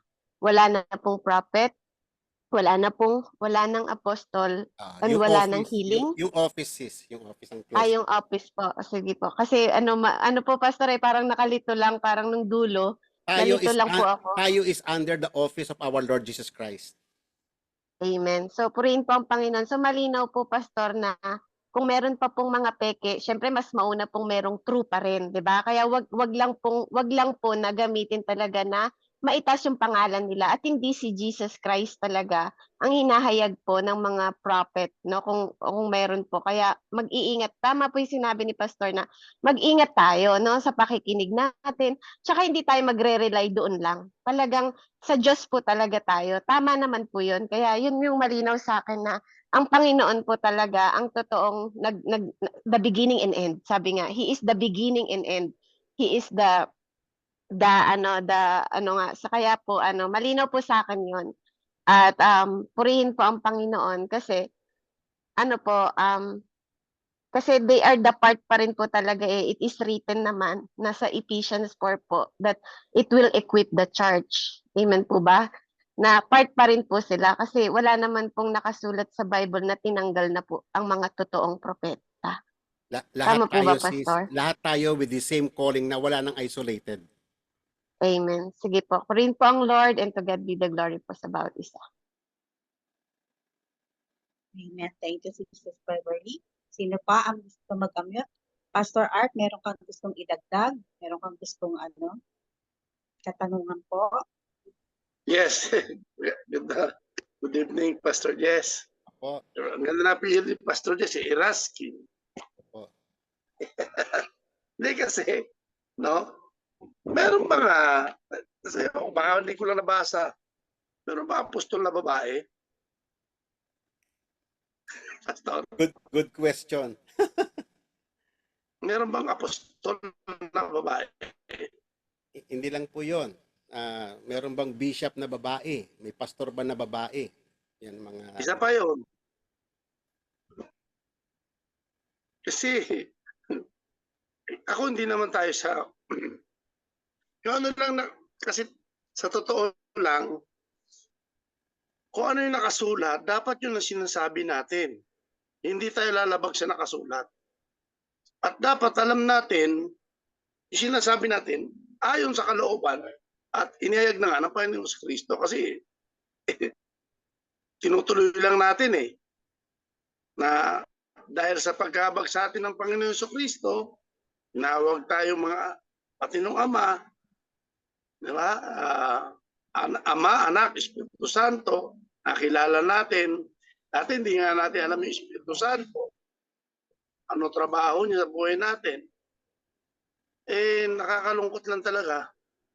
Kasi pagkadating na dyan sa, hindi tayo mahilig sa posisyon. Pinagtapusan naman ng lahat ng tao. Pinag-aralan.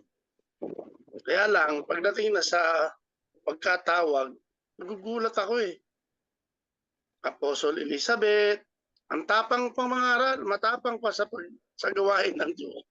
Pinapalis niya mga pastor kapag hindi nagustuhan. No? Pero okay lang din dahil at least alam naman niya siguro sa kanyang sarili kung tinawag nga siyang apostol. Ano ba talaga naintindihan niya ba yung pagkagawain ng apostol? At saka yung mga bishop na babae. No, kung yun ang gusto nila, basta magayag sila, tama sa salita ng Diyos. Pagka mali na, hindi ka papayag na sila'y barahin. Kasi marami maililigaw. Kaya ngayon ang daming tawag Ang daming mga prophet, nagiging puppet. Sasabihin nila nasa Hong Kong daw, lalo na itong mga Koreano ngayon, na isa sa isang Zoom, nasa Hong Kong daw ang Panginoong Kristo.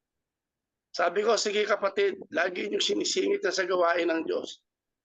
Nakita mo ba ang Panginoong Kristo sa Hong Kong? Sasamahan kita, bebenta ko itong bahay ko. Kapag hindi ko nakita si Kristo ron, manda ka na akin. Ilanon ko na. Kasi nanggugulo na sa gawain ng Diyos. Iba na yung kanya. Ang ganda-ganda ng gawain ng Diyos, isisingit niya yung mga ganon. Dapat daw lahat sumama sa kanila para magpakumbaba. Mali nga yung turo eh. Ba't ako nasama sa'yo? Ba't ako magpapakumbaba? Unang-una, hindi pa kita nakita personal. Sinasabi mo, ang Panginoon. Ang Panginoon nyo ang Panginoon sa Kristo ay nasa Hong Kong. Kung sinabi mo pa sa Israel, baka maniwala pa ako eh. Kaso nasa Hong Kong daw. Andun daw ang Panginoon. Andun na, bumaba na doon. Napakarami nilang aklat na tinuturo. Minsan meron sa atin pumapasok na ganyan. Mahinahon sila magsalita. Di ba? Mahinahon sila magsalita, pero ang totoo, hindi nila alam ang kanilang ginagawa. Meron silang sariling agenda. May gusto silang isingit na turo nila galing sa ibang turo. Na dapat talaga ng ang ating unang natanggap, yung discernment, like ko sinasabi, hindi natin sa Diyos na magkaroon tayo ng discernment. Desire at discern na ma-discern natin yung kaharap natin kung sino yung nagsasalita. Hindi naman natin sila inumuskan. Kaya lang, as long o as hindi nakasulat at wala sa Biblia, ay hindi pwede pakinggan. Kasi ang mga pariseo, sabi nga ng Panginoon Kristo, ang tinuturo ninyo, ang salita ninyo, yung mga may halong libadura. Di ba? May halong libadura. Ano yung libadura? Yung pampaalsa. Para sila ay maangat. No? Kaya nagalit ang Panginoon, kahabag-habag kayo. Kayong tagapagturo ng utusan. Kaya, mga prophet na ito, nakakahabag kasi iba yung motibo. Alam sa kanilang sarili na hindi naman sila tinawag ng Diyos as a prophet. Nagpo-prophesy sila kasi pag sinabi ng propeta, dapat mangyayari. O maaring naganap na. At maaring nabasa niya rin, pero dinadagdagan niya. Itong panahon, hindi nga alam kung maski alam kung kailan siya papabalikin. So, maraming salamat Pastor Jess sa iyong mga turo, no? Dapat marami pa tayo. Lagi tayo may gawain ganito na hindi naman para saktan, no? Para tayo ay palakasin. Turuan. Kung meron tayo maling nasabi, tuwid natin. Mali tayong ginagawa, gusto natin ang posisyon. Binigyan naman lahat tayo ng posisyon ng Diyos eh. We are the son of the living God. Tapos na yun. Kahit tigalinis ka lang ng church, basta nasa tamang church ka lang. Marami kasi nagtatayo ng church eh. O, kaya ito na lang, mission house. Mag-mission na lang tayo, kapatid. Mag-aral tayo ng mabuti para kung may nagtanong sa atin. Kasi dapat ang mga lingkod ng Diyos kapag tinanong, laging handang sumagot. Kaya nga, ang mga apostol, lagi nagtatanong sa Panginoon Kristo. Tinanong din siya ng Diablo. Di ba anak ka ng Diyos? Magpatahulog ka. Nasusulat. Sinabi rin, gawin mong tinapay ang batong ito. Ano nasabi lang ng Panginoon? Nasusulat. Hanggang 3 beses. Dapat nakasulat ang sinasabi natin ayon sa salita ng Diyos. Huwag natin dadagdagan, huwag natin babawasan. Para may angat, maisingit natin yung turo natin na guni-guni lang natin. Sabi ng Diyos, sabi ng Diyos. Ano mo na lamang Diyos ang nagsalita? Nakita mo ba yung Diyos? Hindi. Baka ibang narinig mo. Kaya suriin daw natin yung, sabi dyan, kahaba suriin natin ang ating mga naririnig. Day and night, basahin natin ang Biblia. Kasi paalala sa iyo ng Espiritu Santo kapag may nagsasalitang ganito, ay, ito yung nakasulat, nabasa mo yan. Marireview ko siya, bagamat hindi tuluyan, ano? Kasi mapapaya siya. Ay, false prophet ito. Kaya nga yan, laging sinabi, day and night, basahin mo, itali mo sa iyong mga banal. Isa puso mo, isa isip mo, at dalin mo kahit saan, huwag mong bibitawan ang salita ng Diyos. Kasi, diyan tayo maliligtas. Amen. God bless us all. Salamat po. Shalom. Shalom. Paglilinaw lang po naitanong kanina na kung may healing pa ba ngayon. Yung dagsa ng healing, mga signs and wonders, nag-end siya noon nung time na sinusulat pa lamang nung time na natapos yung especially the scriptures. Pero ang tanong, hanggang ngayon ba pwede pang maghimala ang Diyos? Yes. Pero yung dagsa, yung sinasabi natin noon, kasi talagang dagsa talaga noon yung, yung himala, yung mga signs and wonders. Pero ngayon, nakaka-witness naman tayo, ang Panginoon kumikilos pa rin eh. Diba? Pero hindi na siya yung katulad nung, yung uulitin mo yung Pentecost, hindi na po yun. Tapos na po yun. Yung kasi naibuhos na yung Holy Spirit, na itatag na ang church. At iyon yung purpose ng pag, yung outpouring ng Holy Spirit sa may Pentecost. Kasi narinig ko mismo yan nung bago-bago pa akong Kristiyano, may nadalawan akong church noon sa Antipolo. Ganun ang kailang pag-understanding. Pwedeng ulitin yung Pentecost. Hindi na po kapatid. Minsan lang pong nangyari yon. Andoon po yung dagsa kasi ang purpose po ng dagsa ng signs and wonders noon ay para maitatag yung iglesia. Kaya ngayon, di ba, nakakapakinig pa nga tayo ng testimony na may mga miracles at dami tayong nakikitang mga pero hindi na po yung katulad nung nung sinusulat ng Biblia. Okay? Meron pa po? Amen. Thank you. Unmute lang po yung may gustong tanong. Pastor Rick, gusto mong mag-share pa? Meron po kayong dadagdag, Pastor Rick? Okay lang, sister. Wala naman. Amen po, Pastor. Sige po, unmute po tayo. May mga katanungan pa. Si Pastor Romulo. Pastor Romulo, baka may Amen. tanong ka.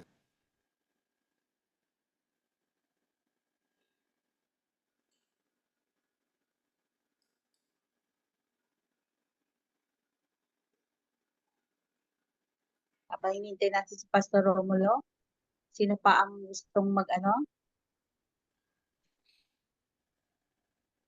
may katanungan pa?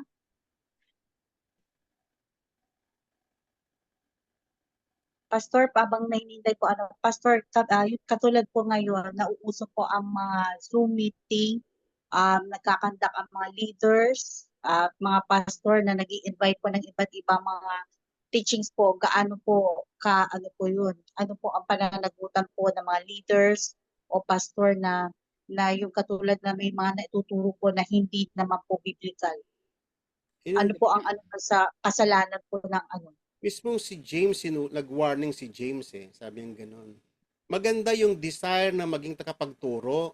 Maganda yun sabi naman ni James Pero dapat nating maintindihan, ang tagapagturo will incur stricter judgment. Sinabi po mismo ni Apostle Pablo yan, ay ni James sa kaya binabalaan. Maganda po yung yung honorable naman Yung pero mag-ingat po tayo sa yung tinuturo natin. Kailangan kaya nga binabalaan ko rin yung iba. Maganda yung mga naghahangad na gusto maging pastor, gusto na maging ganito. Yes, maganda yun. That's good. Kaya lang mag-ingat kayo. Mag-equip muna kayo sa salita ng Panginoon. Huwag kayong sugod ng sugod. Little knowledge is dangerous. Na lalo na pag ang loyalty mo ay mas yung ito yung salita ng Diyos, ang linaw-linaw ng salita ng Diyos, tapos kokontrahin mo yung salita ng Diyos para lang maisingit mo yung sarili mong opinyon, ay delikado yan. Delikado yan. Ibig sabihin, ang mas authoritative, yung idea mo, opinion mo, kaysa yung very clear na testimony ng Biblia. And we have to understand that the words of God are testimony. Testimony ng Diyos yan. Testimony about the reality, about the truth. Kaya dapat, mas authoritative yung salita ng Diyos kaysa sa opinion natin. Yun yung problema doon pag kumukontra yung mind natin, kunyari may scripture, ay hindi ako sumasangayon yan kasi ganto. Okay, that's your problem. Malaking problema yan. Mas ibig sabihin, mas authoritative ka sa salita ng Diyos. Okay. Maganda magpahayag. That's good. Thank you po, Pastor. Tingnan po, sino pa gusto magtanong? Huwag po tayo mahiya. Wala pong bayad. Sister Irene, naliwanagan na po kayo. Sister Irene sa Israel. Praise God, malinaw naman po. And thank you, Pastor. And praise God sa buhay niyo po. ito naman bigay warning din, lalo na kung tayo ay nagdadalo sa iba't ibang platform. Talagang dapat na may tataas ang ating Panginoon, hindi yung kung sino-sino lang. At talagang maging grounded and rooted, yun talaga. Lalo na sa nagkakayag ng salitang ating Panginoon, ang laging maitaas. Like, katulad nga na nabanggit kanina ni Pastor, nakaka-bless kasi isa rin yan sa favorite verses ko, yung sinabi ni John the Baptist, no? Yung makalimutan na siya, and then mas makilala ang ating Panginoon. So nawa, ganun din ang bawat isa sa atin. So talagang ang makita at makilala ang ating Panginoon. Gawin man kung tayo ay kinakasangkapanan, magpahayag, tayo man ay ano man, bata, matanda, nakapag-aral o hindi. But kung tayo nga ay rooted at grounded tayo ng salita ng ating Panginoon, lagi talagang may taas ang ating Panginoon dahil yun naman sa Great Commission pa lang. But yun, basta binibigyan tayo ng wisdom, knowledge and understanding, syempre, sa kanyang sa pamamagitan ng Banal na Espiritu at sa mga salita. At yun din sa mga na ibabahagi sa atin ng mga talagang appointed na pinagkalooban ng ganitong mga pagtuturo na talagang nagpapatibay sa atin. Like katulad diba kay Pablo na sabi niya sa 1 Corinthians, talagang wala nang dapat idagdag doon sa foundation na ibinild diba sa ating Panginoong Jesus talaga. So wala nang dapat na i-mix doon pagkos ang ating Panginoong Jesus lamang. Napakalinaw po. At glory to God po sa gawain ito at papuri sa ating Panginoon. Amen. God bless you, Sister Maylene. Sino pa po? Ito na lang kasi 8:53 na at magko-close tayo ng exactly na. Amen. Amen. May last na? Meron pa? Last na raw po, sabi ni Pastor Jeff. Pastor Art, pwede pong hingin ko po ang panalangin niyo for closing prayer po mamaya. Okay po, okay po. Amen. Meron pa po? Yan si Sister Rose Secundo, nakataas ang kamay. Amen. Sister Rose. Ay, sino ba nakataas ang kamay? Sister Ami o Sister Rose? Sister Sige po, Ami? unmute lang po, Steve. Sister Ami yata nakataas ang kamay. Ay, hindi. Wala pala. Okay. Amen na. Clear na po. Amen po. Sige po, thank you po sa bawat isa. At alam ko na napagpala po ang bawat sa gabing ito. Purihin ng Panginoon Diyos. God bless us all po sa buhay po natin. Amen, Pastor Art. Please po, pasalamatan po natin ang Panginoon. Yes, salamat po, Pastor. Yes, Sister Joy. Tayo manalangin. Salamatan natin ang Panginoon sa kanyang gandaan loob na tayo natuturuan ng maayos na turo. Magitan ni Pastor Jess. Ama, maraming salamat po sa pangalan ng inyong anak, kasama ng Banal na Espiritu, na kami ay patuloy mong itinataas aming kaalaman. Opo, masakit kuminsan. Subalit tanggapin ang katotohanan, sapagkat ang katotohanan ang siyang magpapalaya sa aming mga maling isipan at paniniwala.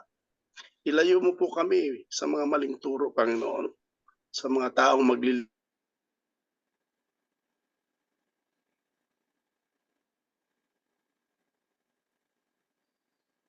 ligaw sa amin upang magkalinlangan, Panginoon, sa ang bawat puso't isipan namin. I-anoint niyo po kami bawat isa. Yan yung kami ng matalas na isipan, pandinig, spiritual books. Yan yung po aming spiritual ear. Sa sandali na kami nakikinig, namin, Panginoon, na ikaw mismo ang pagturo namin, ginagamit nyo. Hindi namin naangal ang mga posisyon ko. Kayong magbuka ng aming bibig, awasin yung banal na salitang tapang, may takot, at may malasakit sa kapwa.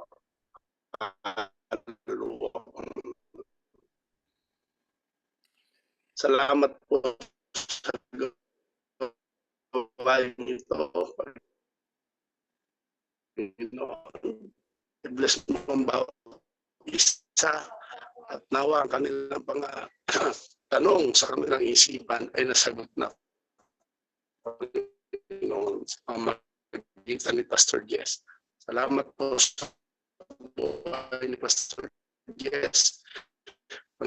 Panginoon, sa buong ng kanyang pamilya, I bless mo po double portion of anointing.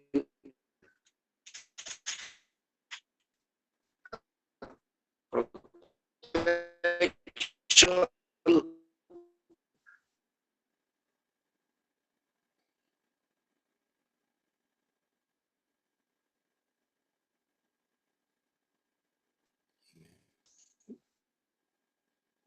Okay. Amen. Okay, so yung signal, amen, yung signal medyo nag-choppy na si Bishop.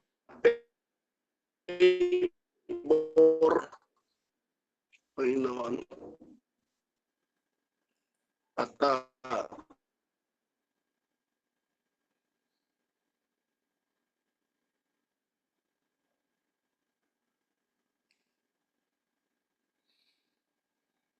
Amen. Okay, so Sister Joy. Amen. Nawala na si Pastor. Amen. Tapos na po. God bless us all. Amen. Bless you po. God Apo. bless you po, Pastor. Thank you po sa pag-join muli. Marami pong salamat sa gabi ito. Magkita-kita po ulit tayo. Next meeting po. Amen po. Purihin ng Panginoon. Good night po and good morning everyone po. Amen sa iba't ibang dako ng mundo. Amen. God bless you all po. Bye-bye po. Amen Thank you, po. Pastor Thank you Jess. po, Thank you, Pastor. Jess. Oh, God bless po. Shalom, shalom. God bless po sa lahat. Amen.